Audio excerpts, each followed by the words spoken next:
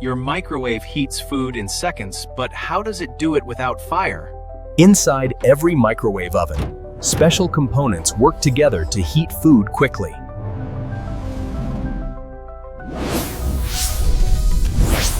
At the heart of the microwave is a component called the magnetron. It generates microwave energy waves that spread throughout the oven.